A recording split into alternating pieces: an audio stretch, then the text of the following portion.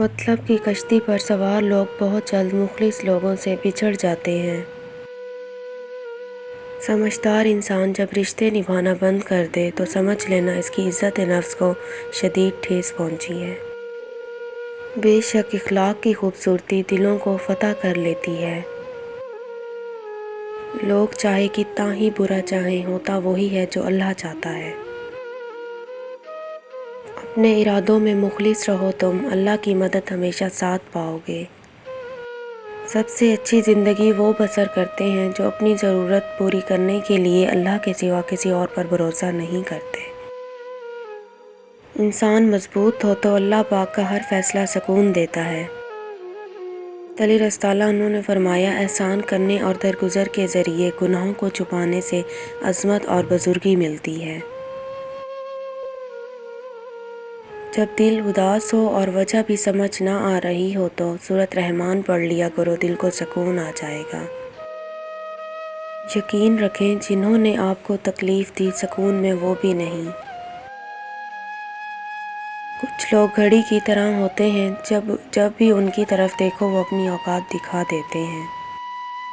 تمہارے نفس کی تربیت کے لیے اتنا کافی ہے کہ تم ان چیزوں سے دوری اختیار کرو جو تمہیں دوسروں میں بری لگتی ہیں۔ عاجزی میں کامیابی، تکبر میں ناکامی، سچ میں خوشی، جھوٹ میں پریشانی، صبر میں برکت، غصے میں نقصان، گناہ میں بیماری اور استغفار میں شفا ہے۔ اے میرے مالک، ہر شر سے، گناہ سے، آنے والی آفات سے، شیطان کے وسوسوں سے بچا میرے مولا۔ ہمیں سیدھی راہ پر چلنے کی توفیق عطا فرما۔ یا اللہ، ہمیں اپنے حفظ و امان میں رکھ اور ہماری حاجات کو غیبی مدد سے پورا فرما۔ آمین یا رب العالمین۔ انسان کے الفاظ سب کچھ ہوتے ہیں، دل جیت بھی لیتے ہیں اور دل چیر بھی دیتے ہیں۔ جانتے ہو یقین کیا ہے؟ جب انسان بری طرح ہار جائے اور پھر دل سے آواز آئے، کوئی بات نہیں، اللہ پاک ہے نا۔ اللہ کو بتایا کریں، اپنے دل کی کیفیت اسے بتایا کریں کہ آپ کیا محسوس کر رہے ہیں، کتنی تکلیف میں ہیں۔ آپ یقین کریں وہ بہت پیار سے سنے گا۔ اس کے سامنے رو لینے سے ہی آپ کے دل میں سکون اترے گا۔ بے شک وہ دلوں کا ہمراز ہے۔ بانو قدسیہ کہتی تھی، ہم سفر خوبصورت نہیں بلکہ مخلص ہونا چاہیے۔ جس کو مخلص انسان مل جائے وہ دنیا کا سب سے امیر ترین انسان ہے۔ رزق عورت کے نصیب سے ہوتا ہے اور اولاد مرد کے نصیب سے، لہٰذا رزق کے لیے کبھی مرد نہ چھوڑو اور اولاد کے لیے کبھی عورت۔ جب آپ اپنے خالق کے دیوانے ہو جاتے ہیں تب مخلوق آپ کی دیوانی ہو جاتی ہے۔ یہ بڑے راز کی بات تھی، آشکار ہو چکی۔ موتی کیچڑ میں گر کر بھی قیمتی رہتا ہے اور دھول آسمان پر چڑھ کر بھی بے قیمت رہتی ہے۔ پنچھی اور انسان اگر کسی کے دانے کے عادی ہو جائیں تو انہیں آزاد کر دینا چاہیے۔ جس کی جیسی نیت وہ ویسی کہانی رکھتا ہے، کوئی پرندوں کے لیے بندوق تو کوئی پانی رکھتا ہے۔ یاد رکھیں، کامیابی کی سیڑھیوں میں کوئی لفٹ نہیں ہوتی، اعتماد کے ساتھ پلان کو لے کر خود ہی چڑھنی پڑتی ہیں۔ کامیابی مسلسل سفر کا نام ہے، اسے اپنی منزل سمجھنے کی بھول نہ کریں۔ بے فائدہ ہے زندگی میں لوگوں کا ہجوم، پرخلوص جو مل جائے تو ایک شخص ہی کافی ہے۔ زور زبردستی سے چلتا نہیں تعلق کسی سے، پرندے کو کبھی پنجرے سے محبت نہیں ہوتی۔ جب برداشت ختم ہو جاتی ہے نا، پھر تکلیف غصہ بن کے باہر آ جاتی ہے اور پھر لوگ پتہ ہے کیا کہتے ہیں، بدتمیز ہو گئے ہو تم۔ اہمیت الفاظ کی ہوتی ہے مگر اثر ہمیشہ لہجوں کا ہوتا ہے۔ دعاؤں کے روپ میں ملنے والی محبتیں بہت قیمتی اثاثہ ہوتی ہیں۔ حضرت علی رضی اللہ عنہ نے فرمایا، اگر تم اس وقت مسکرا سکتے ہو جب تم پوری طرح ٹوٹ چکے ہو تو یقین جانو دنیا میں تمہیں کبھی کوئی نہیں توڑ سکتا۔ حضرت علی رضی اللہ عنہ نے فرمایا، دنیا میں خوبصورت دل تلاش کرو، چہرے نہیں، کیونکہ خوبصورت چہرے تو بہت ہیں لیکن خوبصورت دل بہت کم۔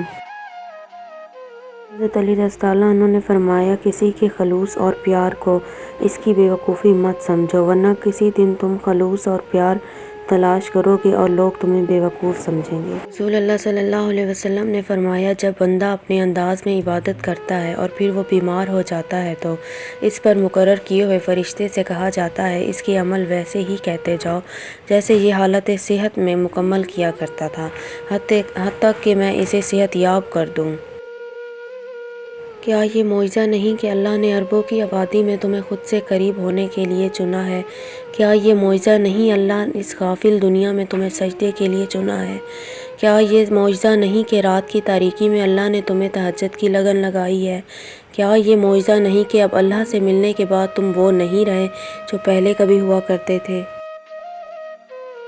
حضور اکرم صلی اللہ علیہ وسلم نے فرمایا، دنیا کی زینت 3 اشیاء میں ہے: مال، اولاد، عورت۔ آخرت کی زینت 3 چیزیں ہیں: علم، تقویٰ، صدقہ۔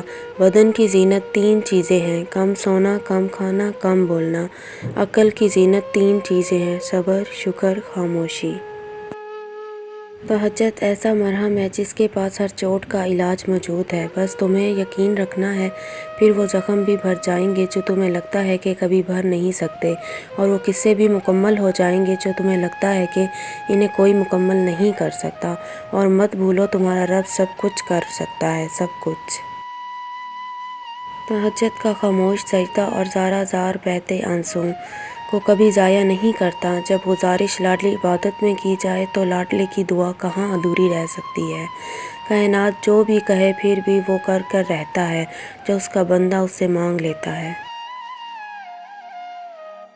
سنو، تمہیں سب مل جائے گا جو تم چاہتے ہو۔ تمہارا تہجد میں اللہ کے سامنے گڑ گڑانا کبھی ضائع نہیں جائے گا۔ اللہ تو ہر دعا پوری کرتے ہیں، اور جو تہجد میں مانگی جائے اس دعا کا تو مقام ہی بہت ہے۔ مایوس نہ ہوا کرو، اللہ تمہیں بہت قریب سے دیکھ رہا ہے، وہ جانتا ہے کہ کون سی اذیت تمہیں توڑ دیتی ہے۔ یقین جانو تمہیں جوڑا جا رہا ہے، اللہ تمہاری دعا، تمہاری چاہت جلد ہی تمہیں لوٹائے گا۔ انسان تو ہر گھر میں پیدا ہوتے ہیں مگر انسانیت کہیں کہیں جنم لیتی ہے۔ امام حسین علیہ السلام۔ اگر لوگوں کو عزت دینا اور معاف کرنا تمہاری کمزوری ہے تو تم دنیا کے سب سے زیادہ طاقتور انسان ہو۔ حضرت علی رضی اللہ عنہ۔ زمانے کے ساتھ چلنا اچھی بات ہے مگر کوشش کرو خود اس قابل ہو جاؤ کہ زمانہ تمہارے ساتھ چلنے پر فخر محسوس کرے۔ حضرت علی رضی اللہ عنہ۔ جھوٹ بول کر بھروسہ توڑنے سے بہتر ہے کہ سچ بول کر رشتہ توڑ دیا جائے۔ رشتہ پھر جڑ جائے گا لیکن بھروسہ کبھی نہیں جڑتا۔ بے بس کی آنکھ سے ٹپکنے والا آنسو کتنی ہی باتوں پر فوقیت لے جاتا ہے۔ کوئی بھی انسان پوری دنیا کے لیے نہیں جیتا بلکہ کچھ خاص لوگوں کے لیے جیتا ہے جو اس کی ساری دنیا ہوتے ہیں۔ وقت کے سمجھانے کا طریقہ سخت اور کربناک ہوتا ہے مگر یہ بھی سچ ہے کہ وقت کی سمجھائی بات حتمی ہوتی ہے اور ساری زندگی کے لیے سمجھ آ جاتی ہے۔ تہجد کی نماز تک پہنچ جاؤ تو سمجھ لینا کہ اللہ عز و جل نے اپنے قریب کر لیا، کیونکہ یہ وہ نماز ہے جو مؤذن کی اذان پر نہیں دل کی اذان پر پڑھی جاتی ہے۔ جب خلوص ختم ہوتا ہے تو سادگی رخصت ہو جاتی ہے، تب بناوٹ اور سجاوٹ جنم لیتی ہے اور لوگ تکلفات میں پڑ جاتے ہیں اور اپنے باطن کو پاکیزہ بنانے کی بجائے اپنے ظاہر کو سجانے میں لگ جاتے ہیں۔ انسان دونوں معاملات میں بے بس ہے، دکھ سے بھاگ نہیں سکتا اور خوشی کو خرید نہیں سکتا۔ اللہ تمہیں تب تک توڑتا ہے جب تک تم اسے جڑ نہیں جاتے، اور وہ تمہیں تب تک بے سکون رکھتا ہے جب تک تم اپنا سکون اس میں تلاش نہیں کر لیتے۔ وہ تب تک تمہیں عارضی محبتوں کی طلب لگائے رکھتا ہے جب تک تم اس کی محبت کی پہچان نہیں کر لیتے۔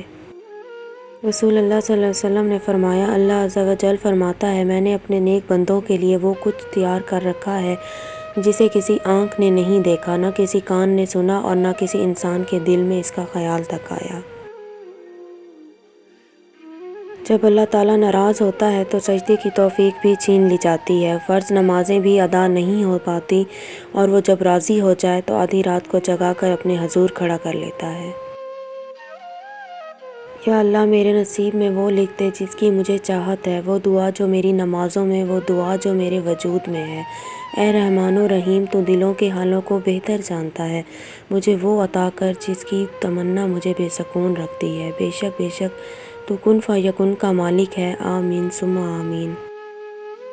تہجد بہت طاقتور عبادت ہے کیونکہ یہ ثواب یا گناہ کے خوف سے عاری ہے۔ تہجد تک انسان تب تک پہنچتا ہے جب ساری حسرتیں دل کا ساتھ چھوڑ دیتی ہیں۔ پھر انسان یہ نہیں سوچتا کہ اتنا ثواب ملے گا یا اتنا گناہ ملے گا، تب بس انسان یہ سوچتا ہے کہ اللہ ملے گا، اللہ سے ملاقات ہوگی۔ اچھی بات کوئی بھی کہے تو اسے پلو سے باندھ لو، کیونکہ جب کسی موتی کی قیمت معلوم کی جاتی ہے تو کوئی نہیں دیکھتا کہ اسے سمندر کی تہہ سے نکالنے والا